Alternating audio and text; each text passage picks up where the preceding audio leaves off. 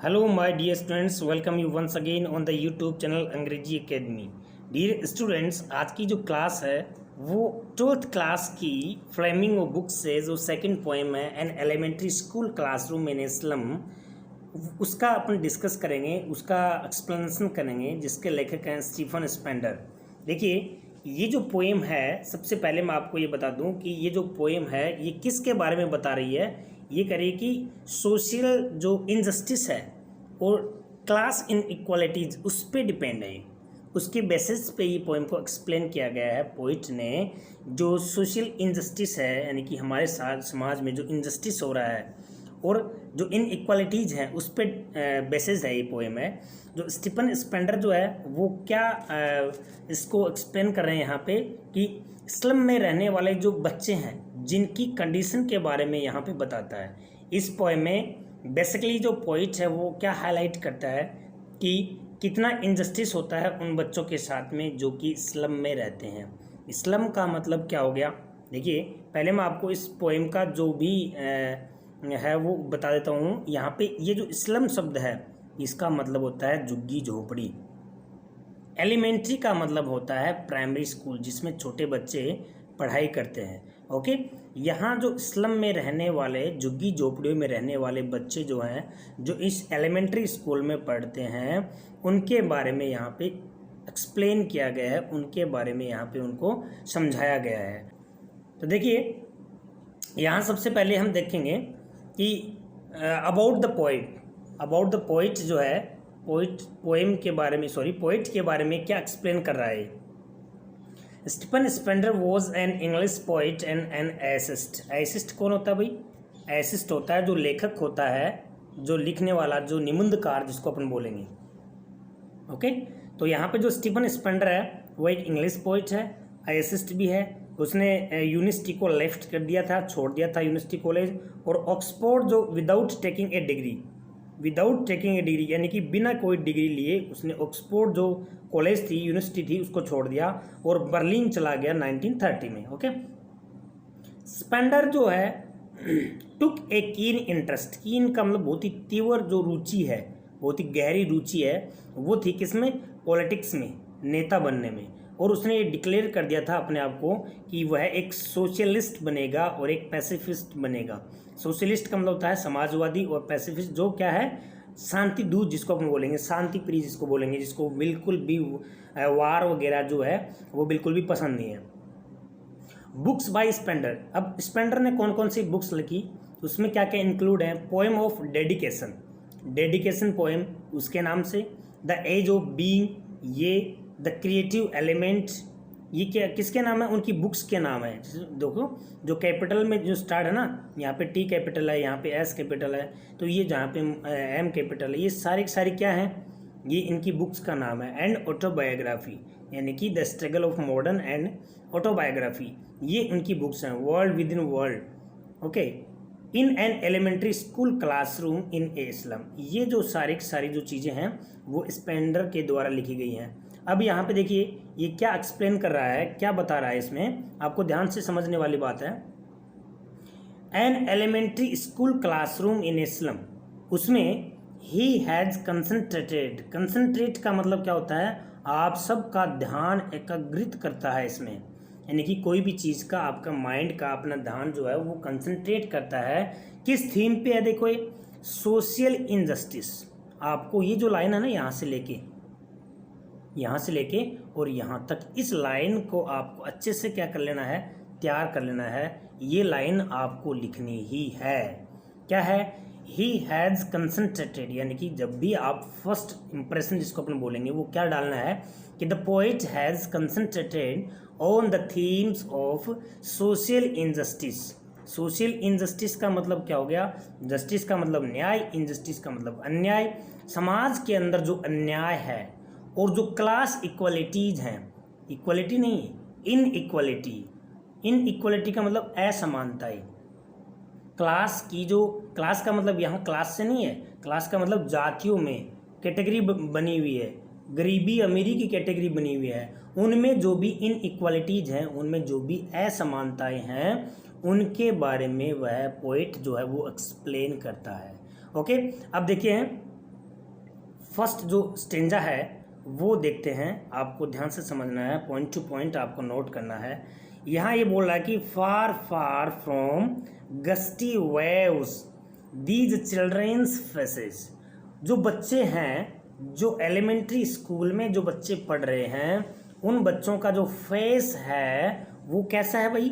Far far from यानी कि दूर। किससे दूर?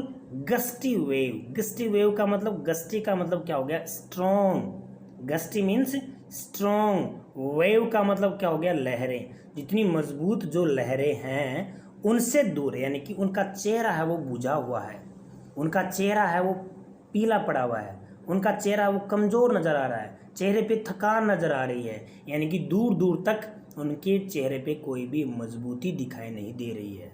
Okay, like rootless weeds.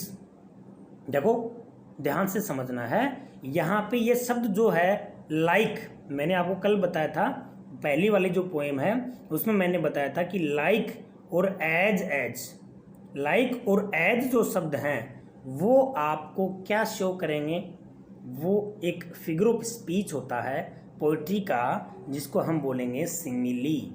जहाँ पर भी आपको लाइक और एज शब्द दिखाई दे तो आपको ये समझना है कि इसमें सिमिली का यूज किया गया है, यानी कि एक नाउन की दूसरी ऑपोजिट नाउन से तुलना, कंपैरिजन।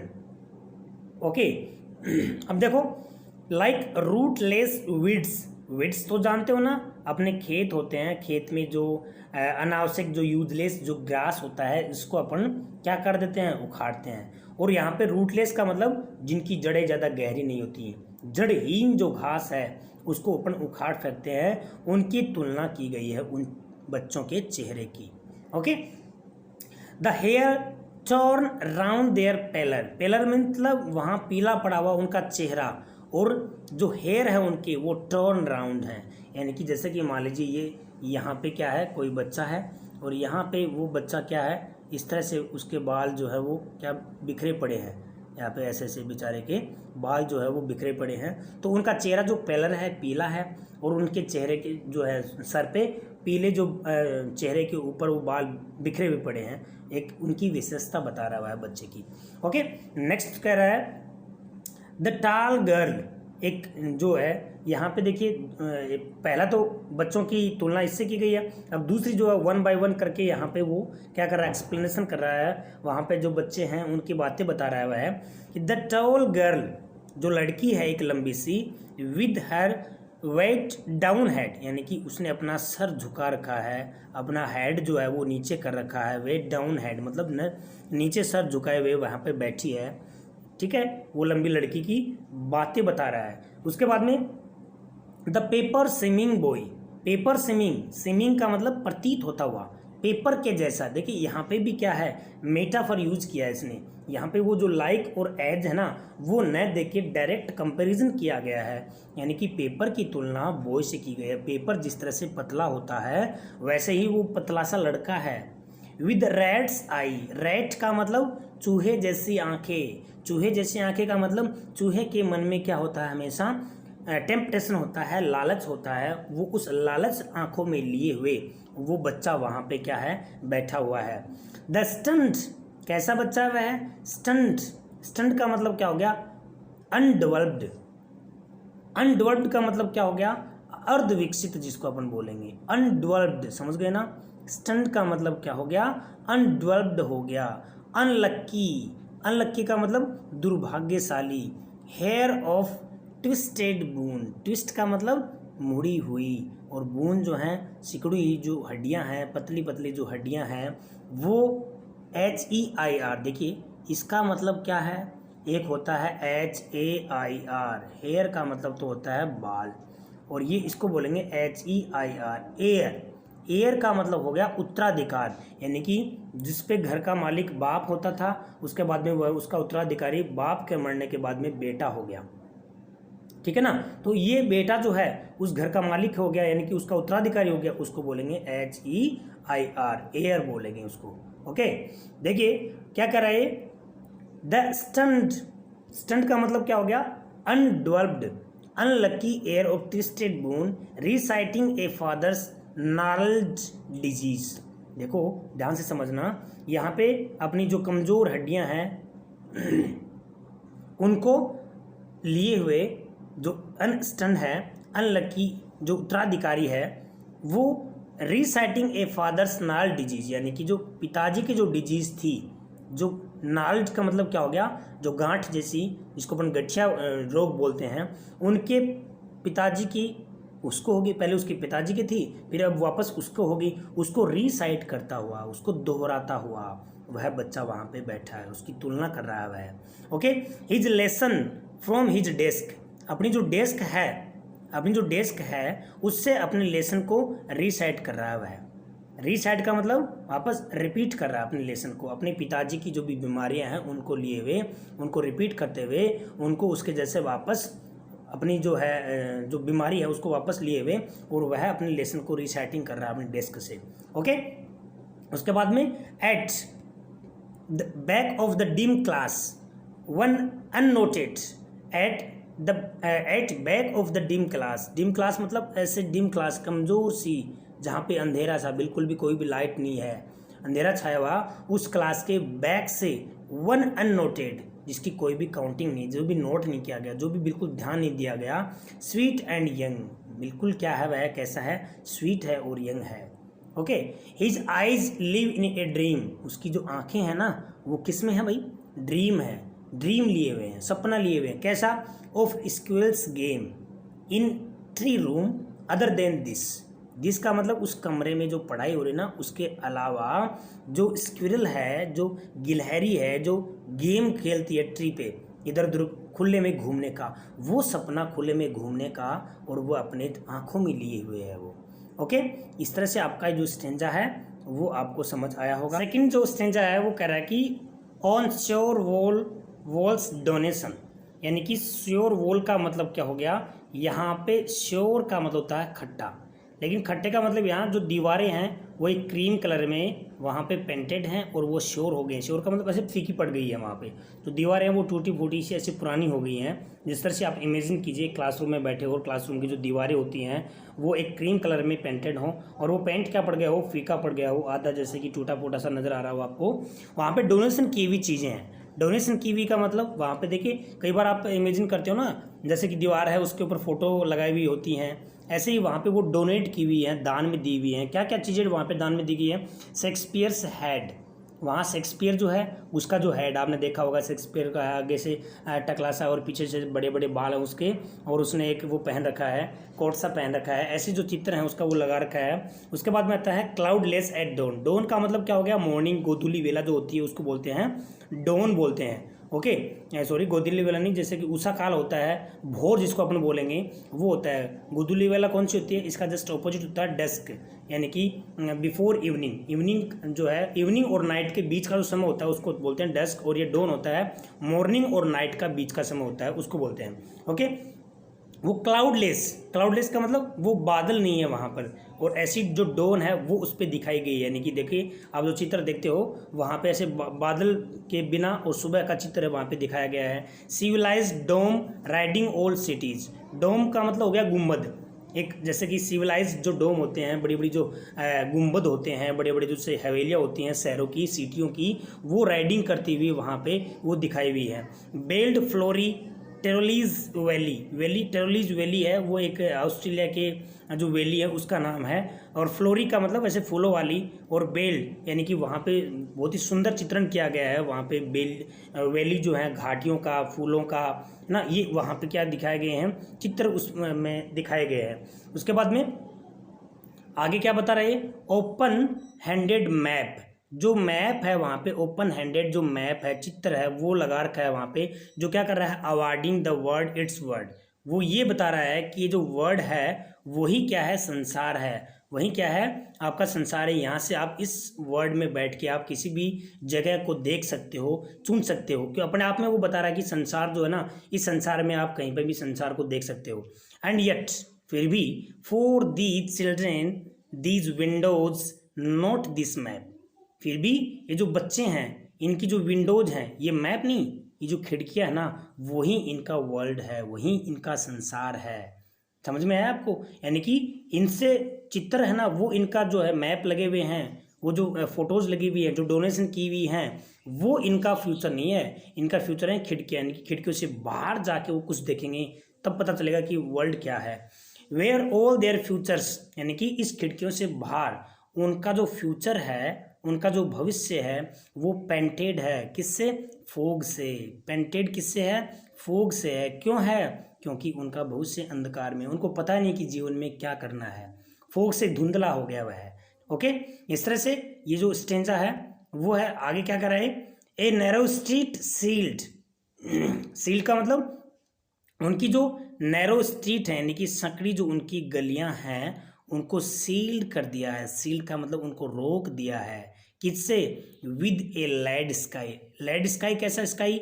जहाँ पे बिल्कुल ऐसे लेड दिख रहा हो। लेड का मतलब होता है शीशा, ऐसे जैसे कि फोग टाइप में उनकी स्ट्रीट जो है, गलियां जो है, जिनमें वो बाहर देख नहीं सके, वो जिनको ये नहीं पता कि what is wrong and what is right, इनको ये नहीं पता कि जाना कहाँ, कुछ दिख ही नहीं रहा है। ऐसे अंधकार जीवन में उनको क्या कर दिया गया है? सील कर दिया गया है। भाई कहने का मतलब ये है कि आज इस दुनिया में गरीब आदमी जो है, गरीब जो बच्चे हैं, उनका जीवन क्या है? एक जो पूंजीपति लोग हैं, बड़े लोग जो हैं, उनके द्वारा उनको क्या कर दिया गया है? उनके जीवन को सील्ड सा कर दिया गया है। उनको आगे कुछ न कुछ देखने के लिए ही नहीं बता रहा है, उनको देखने के लिए मौका नहीं दे रहे हैं। इस तरह से ये जो बातें हैं उन्हीं के ऊपर लागू होती हैं, उन्हीं के बारे में बताई गई हैं। Okay, far far from reverse, वो क्या है? फार फार फ्रॉम का मतलब वो इन चीज़ों से दूर हैं। किन से? रिवर्स से।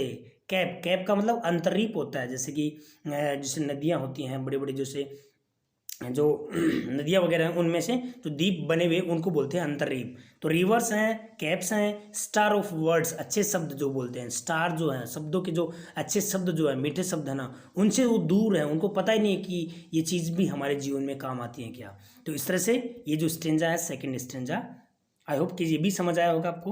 तो थर्ड स्टेंजा है वो कह रहा है कि श्योरली शेक्सपियर इज विग्ड। विग्ड का मतलब होता है दुष्ट, जिसको अपन बोलेंगे। ओके, यहाँ विग्ड का मतलब क्या हुआ? दुष्ट, यानी कि दुष्ट का मतलब बुरा। बुरा का मतलब जो शेक्सपियर है वो उन बच्चों के लिए बुरा है। बुरा होने का मतलब क्या हो गया? उनके काम का नहीं है वो। The map a bad example, वो जो मैप है, जो चित्र वहाँ पे लगे हुए दीवारों पे, वो उनके लिए एक बैड एग्जाम्पल साबित हो रहे हैं।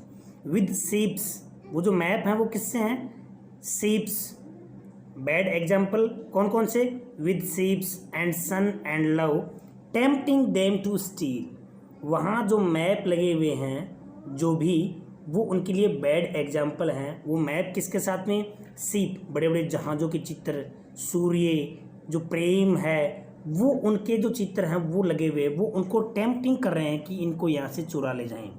Okay, for lives that slyly turn in their cramped hole, उनका जो जीवन है, उनका जो लाइव्स है, जो क्लेवरली, स्लाइली का मतलब क्या हो गया? चुपके से, क्लेवरली से, turn in their cramped hole. Cramped hole का मतलब क्या हो गया? ऐसा होल जो बिल्कुल टूटा फूटा सा हो, उसमें उनकी ओर लेके जा रही है। मतलब एक अंधकार जीवन की ओर उनका जीवन जो है वो उनको लेके जा रही है। From fog to endless night, यानी कि उस फोग से और ऐसी नाइट की ओर लेके जा रही है जो एंडलेस है। उनका जीवन जो है फोग में तो पहले से ही है। देखो उसको ध्यान से समझना। फ्रॉम फोग का मतलब क्या हो गया? कि उनका जीवन फोग से तो पहले ही है, अंधकार में तो पहले ही है, और वो एक एंडलेस नाइट की ओर लेके जा रहा है उनको। यानी कि उनका जो जीवन है उसका कोई अंधकार का कोई अंत नहीं है कि उनको कहाँ जाना है, उनका जीवन किस ओर जाएगा। On their slag heap, slag heap मतलब ऐसा जो ढेर जिसपे वो बैठे हुए हैं, कचरे का जो ढेर है, मतलब जैसे अंधकार जीवन में वो जीवन जी रहे हैं। These children wear skins peeped through by bones, ऐसे वो स्किन है उनकी जिससे उनकी जो बोन्स जो हैं उनको झांक के भी अपन देख सकते हैं, उनकी स्किन से उनको हड्डियों को देख सकते हैं। And spectacles of steel with मेंडेड glass, मेंडेड का मतलब ठीक किया हुआ, ग्लास का मतलब शीशा, like bottle bit on stone, यानी कि बोतल का जो बिट है, टुकड़ा है, यानी कि प्लास्टिक का एक टुकड़ा नहीं होता कि जिसको ठीक करते हैं, वैसे ही ग्लास जो है वो ठीक किया हुआ, और उनके जो स्टील के जो स्पेक्टेकल हैं, चश्मे हैं, उनके चेहरे पे, उनकी आंखों पे वो जो स्टील की जो स्पेक्टेकल हैं, चश्मे हैं, उनमें मेंडेड ग्लास है।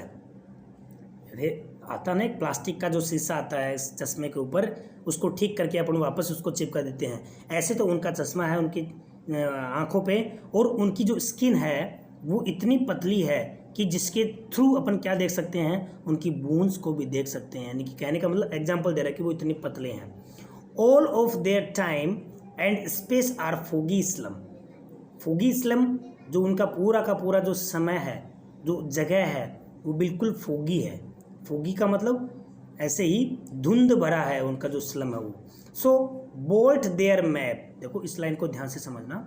सो blot their maps with slums as big as doom. Okay, यहाँ ये बताना चाह रहा है कि जिस तरह से मैप को दिखाया गया है, इस तरह से मैप को दिखाया गया है उस नक्शे में कि देश दुनिया ऐसी है, वैसे ही ब्लोट करना है, यानी कि चिन्हित करना है उस मैप में उनके स्लम को भी, उनकी झुग्गी झोपड़ियों को भी, जितनी उन डोम को किया गया है, सॉरी डूम को किया गया, यानी कि जितनी भी नक्शे को दिखाया गया है, ठीक है, उन बिल्डिंगों को दिखाया गया है, उन गुंबदों को दिखाया गया है, उन पहाड़ों को दिखाया गया है, वैसे ही उनकी जो स्लम है, उनकी जो झुग्गी झोपड़ियाँ हैं, उनको भी तो दिखाना चाहिए। इसलिए वो क्या कर रहा है, यहाँ पे रिक्वेस्ट कर रहा है कि उनको भी मैप में ब्लोट किया जाए, उनको भी उसमें चिन्हित किया जाए। ओके डियर, नेक्स्ट है unless governor inspector visitor this map becomes their window and these windows that sat upon their lives like catacombs. Okay, ये कह रहा है कि अनलेस का मतलब होता है जब तक न, गवर्नर इंस्पेक्टर विजिटर, ये जब तक इस उनका ये जो मैप है ये उनकी विंडो नहीं बना देते। जो भी मतलब कहने का ये है कि जो अपनी गवर्नर हैं, जो गवर्न कर रहे हैं, सरकार को चला रहे हैं, जो इंस्पेक्टर हैं, जो इंस्पेक्ट करते हैं, देखभाल करते हैं, जो विजिटर हैं, जो वहाँ पे उनको विजिट करने के लिए आते हैं, वो इस जो ये मैप है वो उनकी विंडो नहीं बना देते। These windows that sat upon their lives like catacombs. Catacomb को मतलब कब्र खाना, कब्र खाना जो है वो उनका जीवन बना रहेगा। समझ में आया क्या? जब तक गवर्नर, इंस्पेक्टर, विजिटर उनके इस मैप को, जो मैप वो लगे हुए हैं ना दीवारों पे, वो उनका जीवन नहीं बना पाते हैं, जीवन नहीं बनाएंगे, तब तक वो जो विंडो हैं, वो जो खिड़कियां हैं, वो तब तक उनकी सट अपॉन रहेंगी, तब तक बंद रहेंगी जब तक वो कैटाकॉम्ब जो है।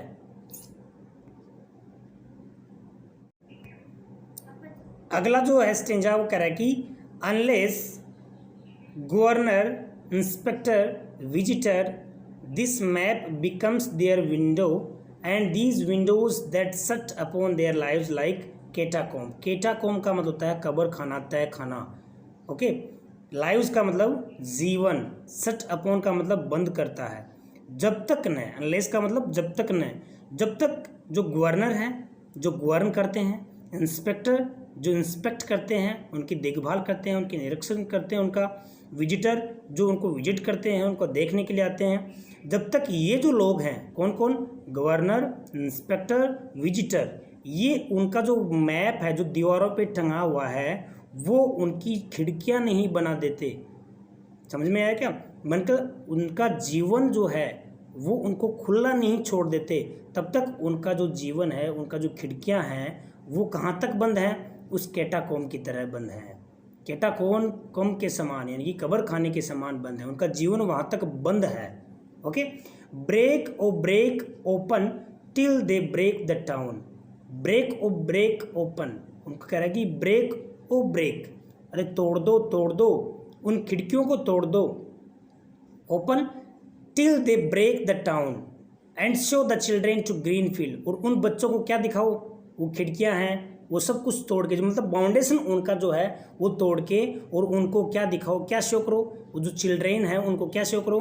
ग्रीन फील्ड, हरे भरे खेत दिखाओ उनको। मेक देयर वर्ल्ड, उनका ऐसा संसार बनाओ, उनका run Azure on gold sand, यानी कि उस सुनहरी धरती पे, खुले आसमान में वो विचरण कर सके, सन अज्योर, खुले में वो दौड़ सकें। एंड लेट देयर टंग, और उनकी जो टंग है यानी कि उनको ये चीज़ सिखाओ। रन नेक्ड का मतलब बिना किसी बाधा के वो बुक्स में उनकी टंग चले, यानी कि वो चीज़ सीख सकें। White and green leaves, white का मतलब किताबों का ज्ञान हो सके, ग्रीन लीव्स का मतलब हरियाली, जो हरी भरी जो प्रकृति है उनका ज्ञान हो सके। Open history there who is language is the sun, history उन्हीं को याद करती है जिसकी लैंग्वेज सन होती है। जिसकी लैंग्वेज सन होती है मतलब जिस तरह से सूर्य जो होता है वो बर्न करके और सब जगह रोशनी देता है ना, वैसे ही है कि जो आदमी क्या करेगा, मेहनत करके और उनको क्या करेगा, आगे तक पहुंचाएगा, उन्हीं लोगों को याद किया जाएगा। जो लोग उन बच्चों की मदद करेंगे, ठीक है, अपनी परेशानी में डाल के अपने आप को उन लोगों की, उन बच्चों की मदद करेंगे और उनको एक नए संसार की ओर लेके जाएंगे, उन्हीं को दुनिया याद करेगी। ओके डियर, इस तरह से आपकी जो स्टेंजा है वो कंप्लीट हुए। इसके जो क्वेश्चन आंसर हैं वो हमारे नेक्स्ट जो सेशन होंगे उनमें होंगे। एक बार सारी जो पोएम है वो हम पढ़ लेते हैं, उसके बाद में आपके जो क्वेश्चन आंसर जो इंपॉर्टेंट हैं अकॉर्डिंग टू एग्जाम है उनको अपन सॉल्यूशन करेंगे। Okay, thanks for watching my video.